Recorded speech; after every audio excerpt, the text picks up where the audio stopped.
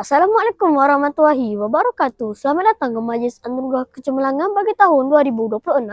Saya Muhammad Nufail bin Rashid dari SK Jatuh Barat kembali bersama TV PSS West Studio. Jom kita saksikan kemeriahan di SK Jatuh Barat. Jom.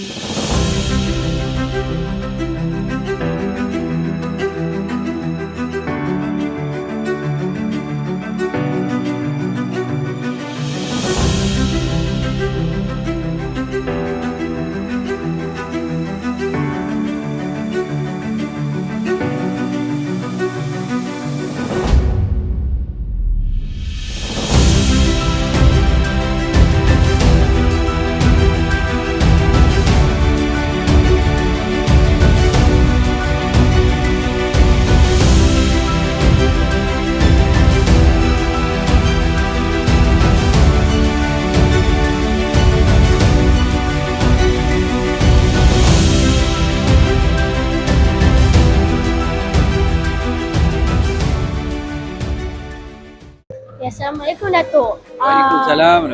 Kami daripada TV PSS, apakah semangat Datuk untuk murid-murid di SK Jatuh Barat? Cikgu minta dulu, insyaAllah saya akan buat. Lagi-lagi saya akan buat yang terbaik. Ini adalah sekolah yang saya belajar dulu. Daripada darjah 1 hingga darjah 6. Kalau lah murid-murid ke persatuan ibu bapa ke sekolah minta, saya akan buat yang terbaik. InsyaAllah. Apakah harapan Puan untuk murid-murid di SK Jatuh Barat? Okey, menjadi harapan saya untuk murid-murid SK Jatuh Barat supaya lebih cemerlang dalam akademik, co-curriculum dan sosial. Bila murid-murid cemerlang, sekolah pun akan cemerlang. Apakah cabaran Puan mengadakan Hari Anugerah Kecemerlangan ini? Satu cabaran yang paling penting ialah kita kekurangan sumber tenaga. Sebab Hari Anugerah Cemerlang banyak benda nak buat. Bila kekurangan sumber tenaga ni, so guru sedikit tapi banyak perkara nak buat. Itu adalah cabaran utama.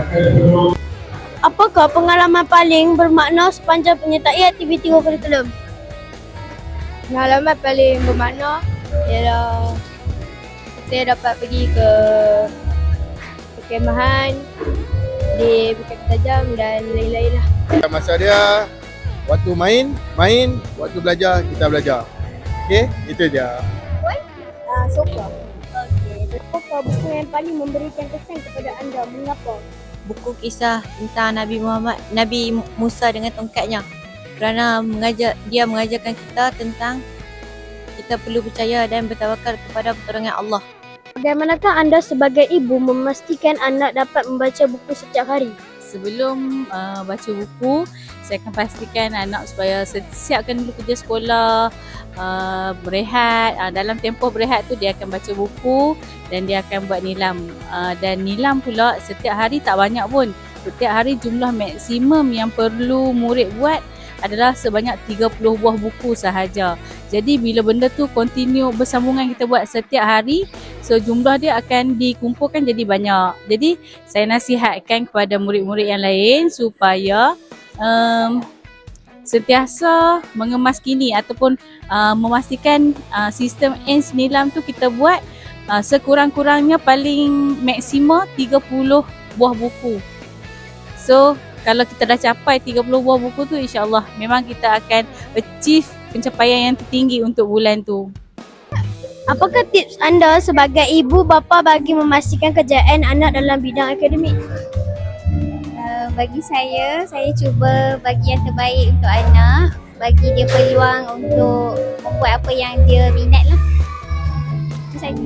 Manakah anda menguruskan masa antara belajar, bermain dan berehat?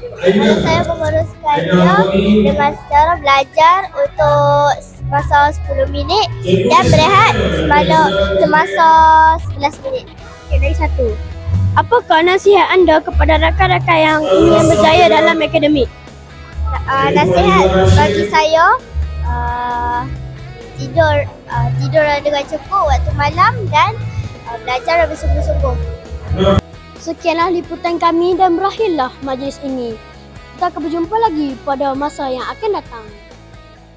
Assalamualaikum.